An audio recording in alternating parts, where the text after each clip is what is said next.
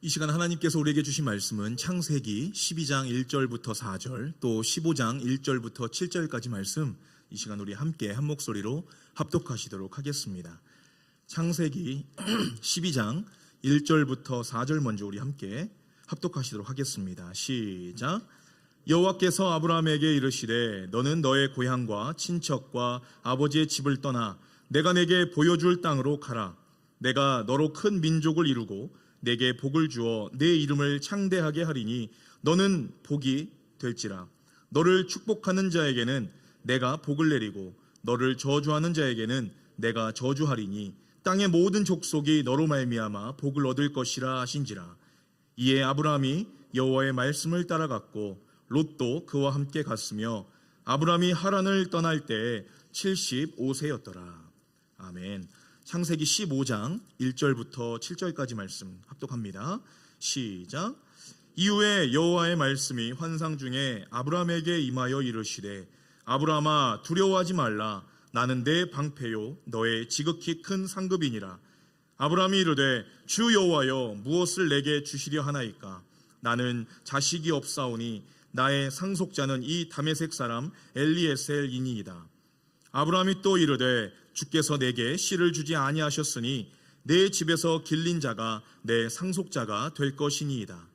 여호와의 말씀이 그에게 임하여 이르시되 그 사람이 내 상속자가 아니라 내 몸에서 날 자가 내 상속자가 되리라 하시고 그를 이끌고 밖으로 나가 이르시되 하늘을 우러러 무뼈를 셀 수 있나 보라. 또 그에게 이르시되 내 자손이 이와 같으리라. 아브라함이 여호와의 말을 믿으니 여호와께서 이를 그의 의로 여기시고 또 그에게 이르시되 나는 이 땅을 내게 주어 소유를 삼게 하려고 너를 갈대아인의 우르에서 이끌어낸 여호와니라. 아멘. 할렐루야. 오늘 이 복되고 거룩한 주일 하나님 앞에 신령과 진정으로 예배드리러 나오신 여러분들을 주님의 이름으로 환영하고 축복합니다. 오늘은 벌써 사순절 네 번째 주일이 되었습니다. 사순절의 시간 속에서 이 끝없는 하나님의 사랑하심과 또 값없이 우리에게 베풀어 주신 그 하나님의 은혜를 마음속 깊이 느끼시는 이 귀한 사순절 시간을 보내시는 저와 여러분이 되시기를 주님의 이름으로 축원합니다. 지금까지 우리는 이 창세기 1장부터 11장까지 말씀을 보면서요, 이 세상을 창조하시고 인간의 죄로 인해서 이 심판과 또 인간을 구원하시는 하나님에 대해서 우리가 함께 배워보고 은혜를 그동안 나누어 보았습니다. 오늘 이 창세기 12장 본문 말씀은요, 이 성경 전체에서 가장 핵심적인 이야기, 이 복음이 시작되는 장면이 오늘 말씀에 담겨 있습니다. 우리 인간들이 어떤 모습이었습니까? 모든 생각하는 것들이 악했고 또 모든 행동하는 것들이 악해서 하나님의 마음을 늘 아프게 했고 또 하나님을 마음을 늘 속썩이는 그러한 존재가 바로 우리 인간들의 모습이었다고 한다는 것이에요.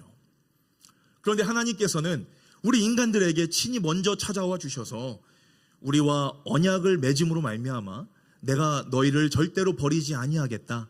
내가 너에게 축복하고 내가 약속한 그 모든 은혜와 내가 예비한 그 모든 것들을 내가 너에게 전해주겠다라고 하나님께서는 그렇게 말씀하고 계시다고 한다는 사실입니다.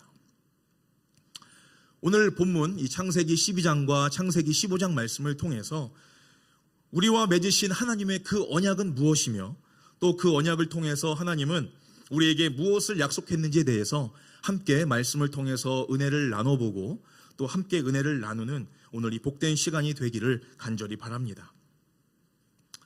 오늘 본문 말씀을 보시면요, 여호와 하나님께서 이 아브라함이라는 사람에게 나타나셨습니다. 그리고 또 일방적으로 이렇게 말씀하시지요. 너는 너의 고향을 떠나서 내가 보여주는 땅으로 너는 가라 라고 말씀하십니다. 아니 갑자기 나타나셔서 뜬금없이 하시는 말씀이 내가 명령하는 것을 지키면 너는 축복받을 것이다 라고 말씀하고 있는 거예요. 오늘 본문 1절 말씀 함께 보도록 하겠습니다. 우리 함께 읽습니다. 시작. 여호와께서 아브라함에게 이르시되 너는 너의 고향과 친척과 아버지의 집을 떠나 내가 내게 보여줄 땅으로 가라 라고 말씀합니다. 여러분들 이전에 창세기 11장 말씀이 어떤 말씀이었습니까? 이 바벨탑 사건이 나오지 않습니까? 그렇죠. 기억하시죠? 하나님의 이름을 대신해서 이 자기의 이름을 온 세상에 널리 떨치고자 하는 인간의 오만함과 교만함이 이 바벨탑 사건을 통해서 우리의 인간의 본연의 모습이 하나님 앞에 다 들켜버렸다고 한다는 거예요.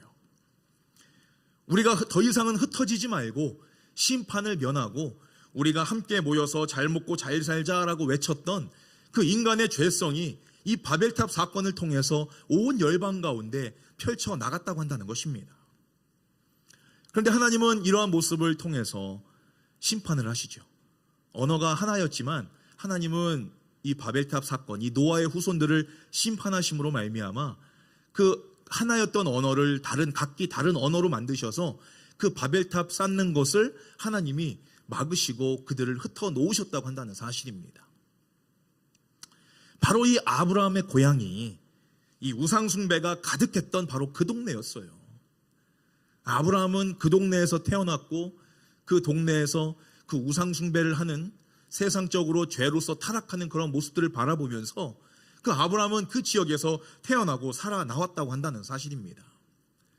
우리가 오늘 본문 말씀에 보기 앞서서요, 이 아브라함의 백그라운드, 이가 어떻게 살아왔는지 이 아브라함의 그 75년의 삶을 우리가 한번 대충 한번 훑어보기를 원합니다.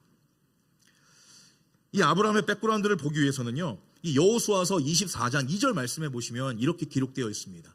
우리 함께 읽습니다. 시작. 여호수아가 모든 백성에게 이르되 이스라엘의 하나님 여호와께서 이같이 말씀하시기를 옛적에 너희의 조상들 곧 아브라함의 아버지 나홀의 아버지 데라가 강 저쪽에 거주하여 다른 신들을 섬겼으나 라고 말씀합니다. 아브라함은요, 이 노아의 아들 셈의 자손으로서 여호와 하나님의 신앙을 지키면서 살아가야 되는 선택받은 신앙의 뿌리가 있는 그런 집안이었다고 한다는 사실이에요. 그런데 이 아브라함의 아버지 데라가 어떤 사람이었습니까? 이 갈대아 우르라는 곳에 살면서 여호와 하나님이 아닌 이들은 우상을 섬기면서 또 우상들을 만들어서 장사하면서 먹고 사는 일에 빠져서 신앙을 놓고 살아갔던 그러한 가정이었다고 한다는 사실이에요. 하나님께 선택받았고 하나님의 영광을 위해서 살아가야 마땅한 삶을 살아가야 되는 그런 가정임에도 불구하고 우상을 섬겼고 먹고 사는 일에 빠져다 보니까 하나님 앞에 나오지 못하고 그 믿음의 끈을 놓쳐버린 그 안타까운 가정이 바로 이 아브라함의 가정이었다고 한다는 사실입니다. 우리도 그렇지 않습니까? 이 모태신앙이든지 이 과거의 한때에는 내가 하나님께 예배도 잘 드리고 봉사도 많이 했던 그때를 추억하시는 분들 이 주변에 참으로 많이 계시잖아요. 그런 분들 말을 들어보면요, 다시 믿음을 회복하고 하나님을 잘 섬기던 그때로 다시 돌아가야 됨을 그들은 스스로 잘 알고 계시더라고요. 아브라함의 아버지 데라도 같은 마음이었을 것입니다.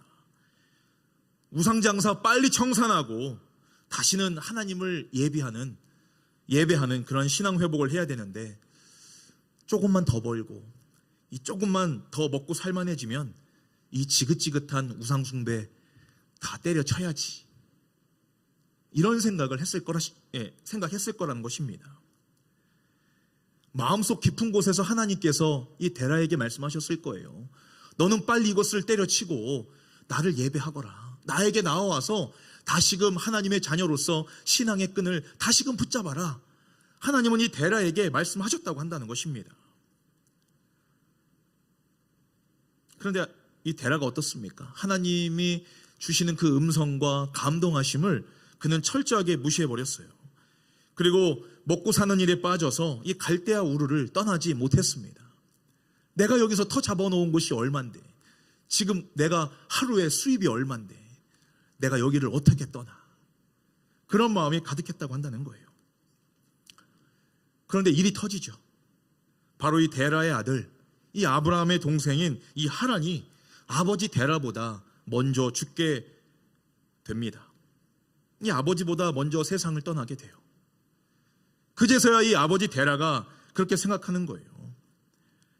내가 진작에 이 갈대아 우르를 떠나서 자식들에게 제대로 된 신앙을 내가 남겨주었어야 됐는데, 믿음을 회복했어야 되는 것인데 하나님의 음성을 무시하고 내 뜻대로 살아서 내 아들이 죽은 거야.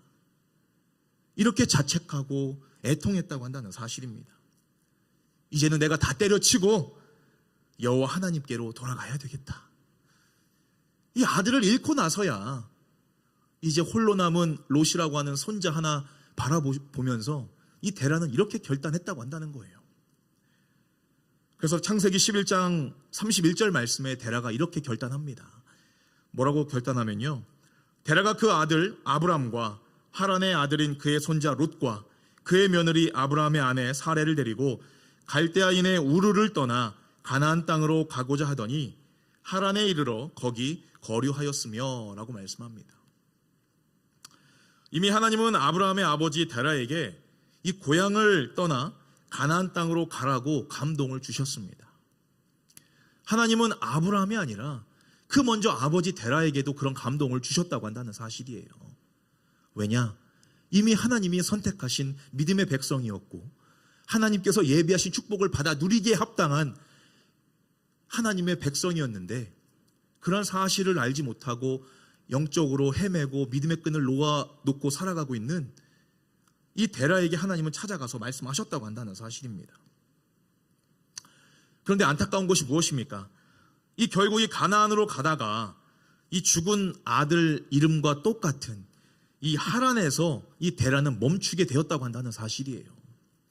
이 아들에 대한 미련이 남았었을까요? 이 데라는요, 이 하란에 머물어서 거기서 살다가 그곳에서 죽게 됩니다. 여러분들, 이 성경에 나오는 그 이름이요, 이 참으로 중요합니다. 하나님의 이 성경에 나오는 이 사람들의 이름의 뜻에요, 바로 이 하나님의 마음과 계획과 그 이유가 담겨 있다고 한다는 사실입니다. 여러분들, 이 데라의 이름의 뜻이 뭐냐면요, 이 두 가지 뜻이 있는데요, 하나는 딜레이라는 뜻이 있습니다. 딜레이, 영어로. 또 하나는 스테이션이라는 뜻이 있습니다. 스테이션. 여러분들 무슨 뜻인지 아시죠? 이 데라의 이름대로요, 하나님의 부르심에 계속해서 딜레이 하다가 이 늦장 피고 게으름 피다가 이 결국에는 하나님이 감동 주신 가나안 땅이 아니라 그 중간에 있는 하란이라고 하는 하란 스테이션, 이 하란역에 지금 머무르고 말았다고 한다는 사실이에요. 이 참으로 안타까운 현실 아닙니까? 여러분들, 우리가 하나님의 음성과 하나님의 감동이 있을 때에는요, 여러분들 조금이라도 주저하지 마십시오. 우리가 기도할 때라든지, 우리가 찬양할 때라든지, 아니면 우리가 예배를 드릴 때라든지, 아니면 꿈에서라도 하나님께서 감동과 또 하나님께서 그러한 음성을 들려주시고 나에게 무언가가 명령하실 때는요, 그 시간이 바로 하나님께서 나에게 축복하시려고 부르시는 시간이라는 사실을 여러분들 반드시 기억하시는 저와 여러분이 되시기를 바랍니다. 우리가 얼마나 하나님의 말씀에 빠르게 반응하고 순종하는 마음으로 내가 하나님 앞에 나아가는 것이 바로 그것이 지금 내 믿음의 현 주소로가 한다는 사실이에요. 여러분들, 믿음 좋다라고 하는 사람들은요, 이러한 감동이 있을 때 아멘하고 바로 순종하게 됩니다. 그러나 믿음이 좋지 않은 사람들은 어떻습니까? 이 믿음이 연약한 사람들은요, 이 데라와 같이 미루고 또 미루고 핑계대고 하나님보다는 나 자신의 상황과 형편을 먼저 되돌아보게 되고 자기의 상황을 먼저 생각하다 보니까 이 결국에는 후회하고 또 인생의 실패를 맛볼 수밖에 없다고 한다는 사실입니다. 아브라함은요, 바로 이 아버지 데라가 살아왔던 그 인생을 75년 평생을 살아오면서 아버지를 바라보면서 살아왔다고 한다는 사실이에요. 아버지가 신앙으로 어떻게 살아왔으며 우상 숭배를 어떻게 하면서 살아왔는지 이 아브라함은 쭉 아버지의 뒷모습을 바라보면서 인생을 살아왔다고 한다는 사실입니다. 오늘 본문 말씀이 바로 이러한 상황에 있는 아브라함에게 하나님은 찾아오셔서 그 아브라함에게 말씀하시는 거예요. 75년 평생을 아버지와 함께 우상을 팔면서 살던 이 아브라함, 한 동네에서 이 토배기로 살면서 이 오래 살아서 잔뼈 굵고 익숙한 환경에 살던 이 아브라함에게 이 하나님은 찾아오셔서 대뜸 너는 이곳을 떠나서 내가 지시한 땅으로 가라라고 말씀하셨다고 한다는 사실입니다. 여러분들, 아브라함이요, 우리가 아브라함의 별명이 무엇입니까? 아브라함의 별명이 뭐죠? 믿음의 조상이라고 이야기하잖아요. 창세기 12장까지 보면요, 믿음의 조상의 모습은 단 1도 없습니다, 여러분들. 아브라함이요, 평소에 잘 알지도 못했던 그 하나님의 음성을 들었다고 해서 이 바로 순종할 만한 믿음이 있던 사람이 아니었다고 한다는 사실입니다. 그 누구보다도 하나님은 그 아브라함의 그 마음과 영적인 상태를 너무나 잘 알고 계셨어요. 그래서 하나님은요, 이 아브라함의 마음을 빼앗을 만한 그런 조건, 그런 약속을 아브라함과 하게 되시는 것입니다. 오늘 본문 12장 2절 말씀 함께 보도록 하겠습니다. 우리 현대어 성경으로 다 같이 함께 읽도록 하겠습니다. 시작. 나는 내 후손이 엄청나게 불어나 큰 민족을 이루게 하리라. 또한 내게 복을 내려 이름을 날리게 하리라. 너는 모든 사람들에게 복을 전해주는 사람이 될 것이다. 아멘. 먼저 이 아브라함이 이 자다가도 벌떡 일어날 만한 아브라함의 그 아킬레스건, 아브라함이 돈도 많고 지역사회 명성도 있었고 그 지역에 영향력을 좀 미치는 사람이었거든요. 그런데 이 아브라함의 부족한 단 하나가 있었다면 무엇이냐면요, 바로 그에게 자녀가 없었다고 한다는 사실입니다. 자신의 그 모든 재산과 그 모든 것들을 물려줄 만한 아들이 없었다는 것이 이 아브라함에게는 큰 상처였고 아픔이었고, 이 아브라함과 사레가 간절히 바라고 원하고 있었다고 한다는 사실이에요. 아브라함이 75세가 될 때까지 자녀가 없었습니다. 이 아내 사레도요, 이제는 더 이상 아이를 낳을 수 있는 그런 이제 몸이 아니었어요. 이 공장문 닫았다고 이야기하잖아요. 더 이상 이제 자녀를 출산할 수 있는 그런 기회가 없는 그런 상황에 이 아브라함과 사레는 놓여져 있는데, 하나님이 갑자기 나타나셔서 내가 너에게 자녀를 주겠다. 이 아브라함은 듣기만 해도 웃음이 나오는 후손, 자녀라는 이 단어를 들었을 때 이 아브라함은 내가 듣지도 못했니 하나님, 이분이 나에게 나타나셔서 자녀를 주시겠다고, 이 마음이 활짝 열릴 수밖에 없는 그런 상황을 하나님이 지금 만들어 주셨다고 한다는 사실이에요. 그리고 또 뭐라고 말씀하십니까? 그 자녀를 통해서 큰 민족을 이루겠다라고 말씀하세요. 하나로도 만족하는데 그 자손을 통해서 큰 민족을 이루시겠다, 이렇게 말씀하시는 거예요. 또 이 세상 열방 가운데 네 이름을 창대하게 널리 내가 떨치도록 해주겠다, 하나님이 그렇게 약속하셨다고 한다는 사실입니다. 오늘 아브라함이요, 이 창세기 12장 1절 말씀에 하나님의 명령에 순종할 수 있었던 것은요, 바로 자신이 그토록 바라고 원하는 소원을 이 하나님이 이루어 주신다는 그 약속을 믿었기 때문이라고 말씀하고 있는 것이에요. 이것은 하나님을 믿은 것이 아니라 그 약속을 믿은 것입니다. 그 약속 때문에 하나님을 믿을 수밖에 없었던 상황이 바로 이 아브라함의 상황이었다고 한다는 거예요. 여러분들, 이게 믿음입니까? 우리가 신뢰할 때 누구와 인간관계를 하면서도 저 사람이 나에게 밥을 사줄 것을 믿기 때문에 그 사람을 좋아하는 거예요? 그게 아니지 않습니까? 이 사람과 관계하고 교제하고 신뢰하기 때문에 저 사람과 함께 식사도 할 수 있는 것이고, 내 마음을 털어놓고 내 마음을 전달할 수 있는 것이 바로 그것이 온전한 믿음의 관계가 아니겠습니까? 그런데 이 아브라함은요, 지금 거꾸로 생각하고 있는 거예요. 현실적인 어려움, 그 문제를 해결해 준다고 하시는 그 하나님의 음성을 듣자 지금 그것에만 지금 관심이 지금 다 들어가 있다고 한다는 사실입니다. 아브라함은요, 이 철저한 기회주의자였습니다. 아브라함이 우리보다 특별한 인성이나 이 믿음이 있는 것이 아니었어요. 그냥 평범한 사람이었고 우리와 별반 다름이 없는 그런 사람이었다고 한다는 사실이었습니다. 첫 번째로 그는 우상을 섬기는 사람이었고요, 하란을 떠나서 가나안에 갔을 때도 자기 아내를 애굽의 왕에게 어떻게 했습니까? 팔아먹지 않았습니까? 이게 무슨 믿음의 조상입니까? 저처럼 딸이 셋 있는 아부이로서요, 이러한 사람을 사위로 맞아들인다는 것은 감히 상상도 할 수 없는 일입니다. 아니, 자기 와이프 하나 챙기지도 못하고 책임지지도 못하는데 이런 자를 어떻게 믿음의 조상이라고 이야기하고 어느 딸을 가진 부모로서 이런 사람에게 딸을 줄 수가 있겠습니까? 하나님의 또한 약속에 대한 확신보다는 지금 자신이 무언가를 이 하나님으로부터 얻어낼 수 있는 것이 무엇인가를 생각하는 정말 이기적인 사람이었다고 한다는 사실이에요. 여러분들, 애굽에 하나님이 내려가라고, 가나안 땅으로 내려가라고 했으면요, 하나님이 가라 하셨으면 하나님이 그 모든 것들은 책임져 주시는 겁니다. 그런데 이 아브라함은요, 하나님이 가라 하신 그 음성이 단순히 나에게 자식을 주기 위해서 가라 하시는구나 라고 그는 그렇게 판단하고 생각했다고 한다는 거예요. 믿음이 없으니까 인간적인 생각으로 판단할 수밖에 없었다고 한다는 사실입니다. 하나님을 의심하고 신뢰가 없는 아브라함을요, 하나님은 창세기 오늘 본문 15장에서 다시 한번 찾아오셔서 말씀하십니다. 창세기 15장 2절 말씀, 이 아브라함의 모습을 한번 보도록 하겠습니다. 우리 함께 읽습니다. 시작. 그러자 아브라함이 대답하였다. 여호와 나의 주님, 주께서 내게 큰 상을 내리신다 한들 그게 내게 무슨 소용이 있겠습니까? 내겐 여전히 자식 하나 없지 않습니까?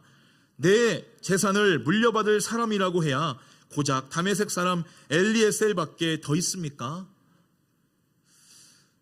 아브라함이요, 지금 하나님께 이 빚쟁이가 독촉하듯이 지금 이렇게 하나님을 애달복걸하고 있는 거예요. 우리가 기도할 때 여러분들 이렇게 기도하지 않으십니까? 하나님, 저에게 재물의 복을 주시면 하나님을 위해서 내가 헌금도 많이 하고요, 가난하고 어려운 상황에 있는 사람들 많이 돕겠습니다. 하나님, 만약에 저를 세상에서 유명하게 해주시면 제가 평생토록 하나님을 자랑하면서 살게요. 하나님, 지금 이 어려운 상황에서 저를 건져주시면 제가 평생토록 하나님을 섬기면서 열심히 봉사하면서 살겠습니다. 여러분들 이렇게 기도하지 않으세요?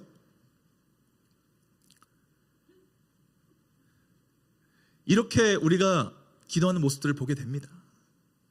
여러분들, 이 기도가요, 올바른 기도 같은데요, 이 거꾸로 생각해 보면요, 이런 의미를 가지고 있는 거예요. 하나님이 저에게 재물의 복을 안 주시면요, 저 헌금도 안 하고 어려운 사람 안 도와줄 거예요. 하나님, 저 세상에서 유명하게 안 해주시면요, 저 평생토록 하나님 이름을 전하지 않고 살 거예요. 하나님, 제가 지금 이 어려운 상황 속에서 저를 건져내 주시 아니하시면요, 저 하나님 등 돌리고 하나님과 살 거예요. 이러한 고백이 지금 담겨 있다고 한다는 사실입니다. 우리는 기도할 때요, 하나님 이렇게 안 해주시면 하나님 국물도 없어요. 우리는 이렇게 기도하고 있다고 한다는 사실입니다. 늘 하나님과 이렇게 거래하고 하나님을 협박하면서 우리는 기도하고 있지는 않은지 한번 우리의 기도, 한번 이 스타일을 한번 생각해 보시기를 바랍니다. 우리가 자녀를 키우면서도요, 늘 부딪히고 생각보다 이 자녀 교육이 어렵다 하는 이유가 뭐냐면요, 이 성경에서는 우리에게 이렇게 말씀합니다. 에베소서 6장 4절 말씀에 아비들아, 너희 자녀를 노엽게 하지 말고 오직 주의 교훈과 훈계로 양육하라 라고 말씀하지요. 그런데 우리는 어떻습니까? 우리는 자녀들을 양육함에 있어서 내 교훈과 내 훈계로 아이들을 양육하기 때문에 아이들을 늘 노엽게 만든다고 한다는 사실입니다. 저도 이 말씀을 깨달은 지가 얼마 안 됐어요. 이제 사춘기에 접어든 아이가 둘이나 있지 않습니까, 저희 집에? 근데 처음에 많이 부딪혔는데, 이 말씀을 깨닫고 나서부터는 내 교훈과 내 지혜가 아니라 하나님이 주시는 지혜와 명철과 교훈으로 아이들을 양육해야 되겠구나. 실제로 해보니까요, 변화가 있더라고요, 여러분들. 저 강력하게 추천해드립니다. 자, 하나님은요, 이렇게 의심이 많고 하나님과 협상하고 늘 이 거래하려고 하는 저와 여러분, 그리고 또 이 아브라함에게 찾아오셔서 밖으로 나아가서 하늘을 바라보시면서 하늘의 별과 같이 너의 자손을 정말 이렇게 많게 내가 너에게 축복하겠다라고 말씀하시는 거예요.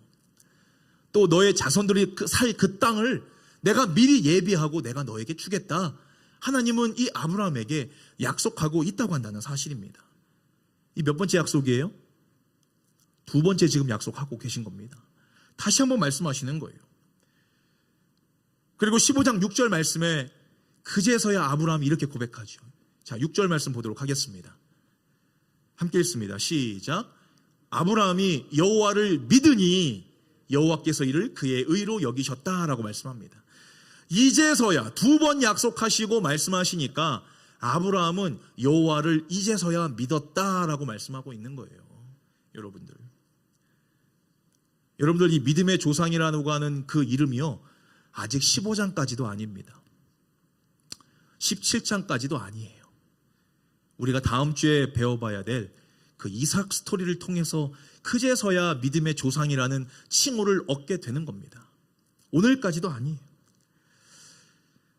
하나님께서는요, 이 아브라함이 이제서야 그 약속을 듣고 믿으니 그것을 의로 삼으셨다라고 말씀하고 있는 겁니다. 하나님은 아브라함에게 내가 너에게 자녀를 주고 그들이 살 땅을 주고 그들을 축복하시겠다. 하나님이 이 종합 선물 세트를 주시면서 바로 이 서로에 대한 이 믿음의 언약식을 지금 거행하고 계시는 거예요. 오늘 15장 7절부터 그 후반절 말씀에 보면요, 그 믿음의 언약식이 거행되는 모습이 그림으로 나타나 있습니다. 자, 하나님께서 말씀하시죠. 아브라함에게 3년 된 암소와 순양과 비둘기, 또 이 순양을 제물로 가져다가 반으로 쪼개놓고 그 중간에 어떻게 하고 있습니까? 연기나는 화로와 횃불이 그 사이를 지나가면서 내가 반드시 이 약속을 지키겠노라 라고 하나님께서는 이 아브라함에게 지금 약속하고 계시다고 한다는 사실이에요. 옆에 쭉 뭔가 제물이 쭉 세워져 있고 쪼개서 그 가운데 연기나는 화로와 횃불이 그 사이를 지나가고 있는 겁니다. 하나님은 이 모습을 통해서 아브라함과 언약을 맺으시는 거예요. 여러분, 이 장면 어디서 많이 본 장면이지 않습니까? 어떤 장면일까요?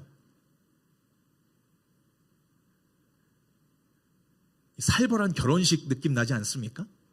여러분들? 이게 어떤 약속일까요, 여러분들? 검은 머리 팥불이 될 때까지 사랑하고 함께 하겠습니다. 만약에 내가 당신 말고 다른 사람을 사랑한다면 옆에 쪼개놓은 짐승처럼 내가 저주를 받겠습니다. 이러한 고백이라고 한다는 거예요, 여러분들. 하나님은요, 그러면서요, 우리에게 다시는 내가 너희들을 물로 심판하지 아니하겠다. 그 무지개 반지 끼워주시면서 내가 영원토록 내 목숨을 걸고 진실 어림으로 내가 너와 평생을 함께 하겠다. 하나님이 지금 아브라함과 그렇게 약속하고 계시다고 한다는 사실입니다. 하나님 늘 살벌하시잖아요. 목숨 걸고 우리에게 다가오시잖아요. 하나님의 그 모든 것들을 다 걸고 저와 여러분들을 사랑하시기 위해서 그 아들 독생자까지도 내어주시기까지 우리를 사랑하신 것이 아니겠습니까? 사랑하는 성은교회 가족 여러분, 하나님은 의심 많고 이기적인 저와 여러분들에게도요, 아플 때든지 건강할 때든지 부유할 때든지 가난할 때든지 죽음이 갈라놓는 그때까지 끝까지 사랑하시겠다, 저와 여러분들에게 약속하셨습니다.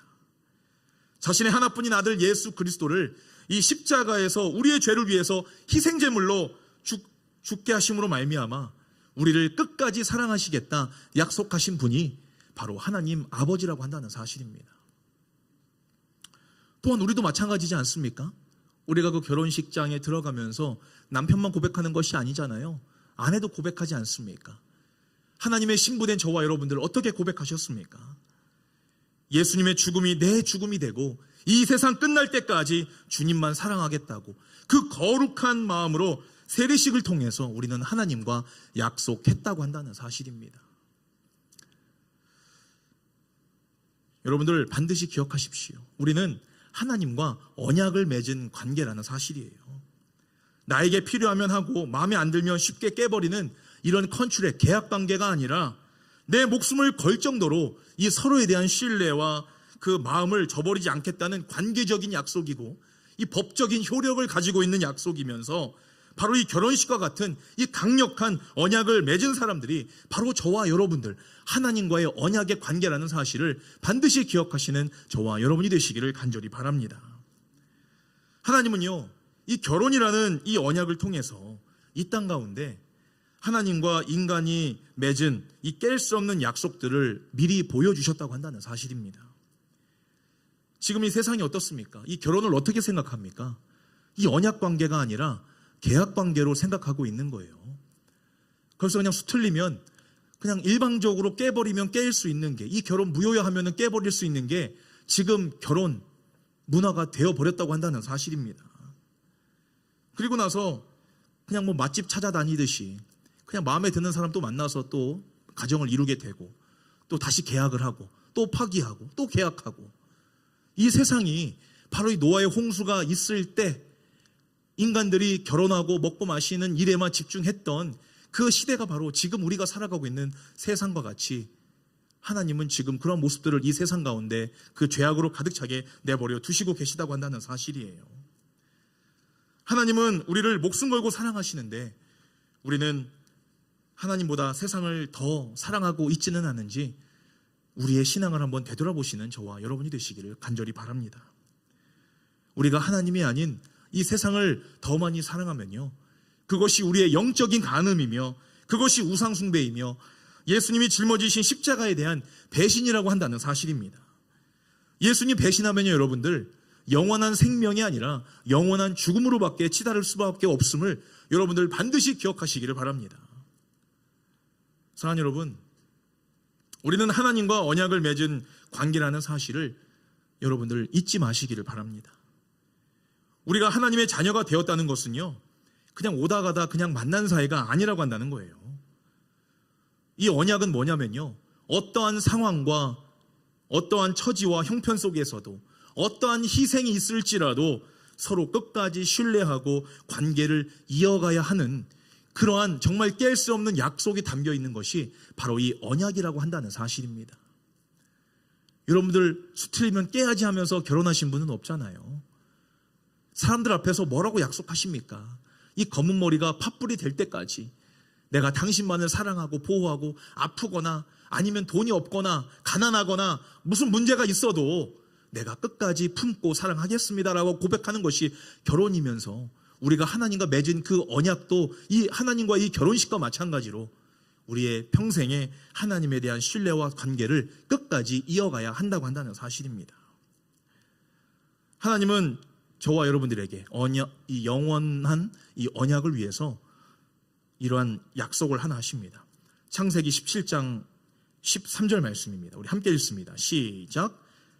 너희 집에서 난 자든지 너희 돈으로 산 자든지 할례를 받아야 하리니 이에 내 언약이 너희 삶에 있어 영원한 언약이 되려니와. 아멘. 하나님은 할례를 통해서 하나님의 백성들과 언약의 증거로 하나님은 남기셨다고 한다는 사실입니다. 또 바울도 갈라디아서 6장 17절 말씀에 뭐라고 이야기합니까? 저기 있는 말씀이죠. 내가 내 몸에 예수의 흔적을 지니고 있노라. 여러분들, 우리가 하나님의 자녀로서 우리에게 있는 그 흔적, 그 스티그마, 바로 그것이 성흔이라고 한다는 것입니다. 바울은 예수님을 위해서 이 고난의 흔적을 몸에 늘 가지고 있었어요. 바울이 가진 상처가요, 바로 이 예수님이 갖고 계신 흔적과 같은 것이었다고 한다는 사실입니다. 복음을 위한 상처, 그 흔적이 삶 속에서 가득 차고 있었다고 한다는 사실입니다. 하나님과 언약 맺은 우리 성은교회 가족 여러분, 지금 저와 여러분들은 우리의 삶 속에서 어떠한 예수님의 성흔, 이 거룩한 흔적을 지니면서 살아가고 계십니까? 바로 예수님의 흔적을 지니면서 살아가는 방법이요, 저는 짧게 이 세 가지로 정리해 봤어요. 바로 우리가 예수님의 거룩한 흔적을 지니면서 살아가기 위해서는 이 첫 번째로 바로 이 성도의 흔적입니다. 우리는 이 성도의 흔적을 남기면서 살아야 돼요.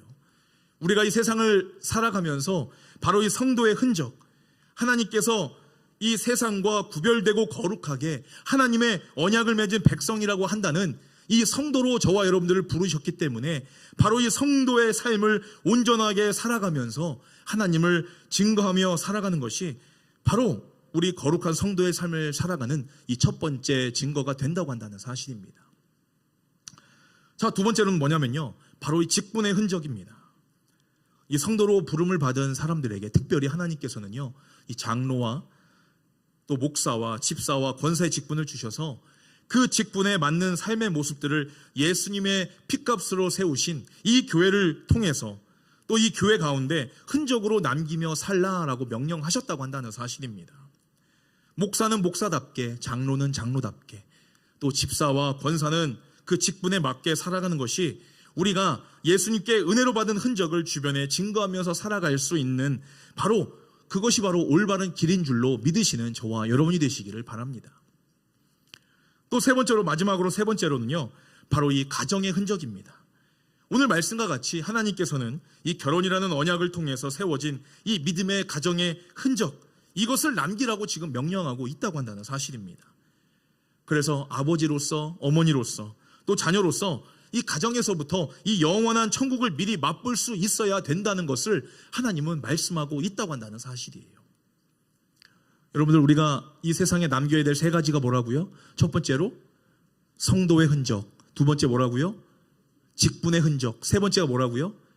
바로 이 가정의 흔적입니다. 여러분들 반드시 기억하시고 순종하시는 저와 여러분들, 우리 모두가 되시기를 주님의 이름으로 축원합니다.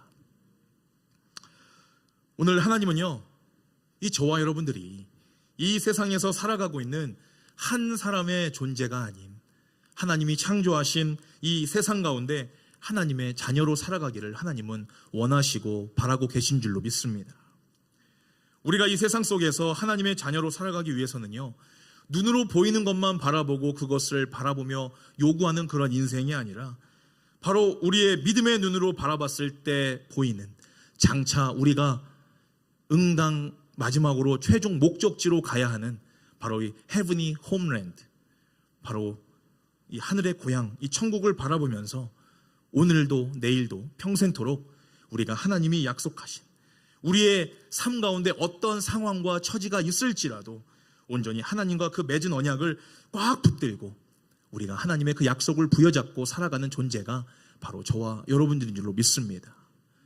여러분들, 우리가 하나님 앞에 나아갈 때요, 그냥 시간 남아서, 물질 남아서, 심심해서 하나님 앞에 나와서 하나님을 섬기고 예배하는 자들이 아니라 정말 하나님이 우리에게 목숨 걸고 약속하신 하나님의 영원한 나라, 천국 본향을 바라보면서 우리가 이 세상에 살아가며 하나님과 우리와 맺은 그 목숨 건 그 언약식을 통하여 우리의 믿음 절대로 세상에 빼앗기지 아니하며 이 세상 가운데 하나님을 증거하고 하나님의 그 사랑을, 그 흔적을 증거하며 살아가고자 결단하시는 저와 여러분들, 이 복된 사순절 기간이 되시기를 주님의 이름으로 축원합니다. 하나님은 그러한 믿음을 품는 저와 여러분들을 기대하십니다. 또 그렇게 믿음을 가지고 주님 앞에 나오는 여러분들을 두 손 벌려 환영하고 맞이하실 줄로 믿습니다. 이번 사순절 기간 더욱더 주님의 그 사랑과 한없는 주님의 그 은혜를 기억하시면서 하나님과 그 맺은 언약을 다시 한번 뜨겁게 곤고하게 더욱더 튼튼하고 그 언약을 꼭 붙잡고 믿음으로 승리하시는 저와 여러분들, 이번 믿음으로 승리하는 이 한 주가 되시기를 주님의 이름으로 간절히 축원합니다. 우리 함께 기도하겠습니다. 할렐루야. 참으로 좋으신 하나님, 자신의 목숨보다도 우리를 더욱더 사랑하시는 하나님 아버지의 그 사랑과 은혜에 참으로 감사를 드립니다. 하나님의 자녀들 향하신 변함없는 그 뜨거운 하나님의 사랑에 다시금 감사, 영광, 찬양을 올려드립니다. 이 땅에 우리가 살아가면서 우리의 삶을 통하여 이 세상을 사랑하시는 하나님의 그 사랑의 흔적에 증거하며 우리의 삶 전체가 하나님의 영광의 도구로 쓰임받기를 원하오니 예수님과 하나로 묶여 평생을 주님과 함께 살아가고자 결단하는 우리 성은교회 믿음의 권속들이 될 수 있도록 주님 은혜를 더하여 주시옵소서. 하나님과 맺은 천국 언약, 우리의 마음 가운데 늘 깊이 간직하며 이 세상을 살아가며 오직 하나님이 주신 성도의 흔적, 이 직분의 흔적, 이 가정의 흔적을 통해서 이 세상 가운데 하나님의 이름을 증거하며 복음의 흔적을 삶 속에서 풍기며 살아가는 우리 알래스카 성은교회 모든 성도들이 될 수 있도록 축복하여 주시옵시고 우리의 삶을 인도하여 주시옵소서. 우리를 죄에서 구원하신 우리 구주 예수 그리스도의 이름으로 간절히 기도하옵나이다. 아멘.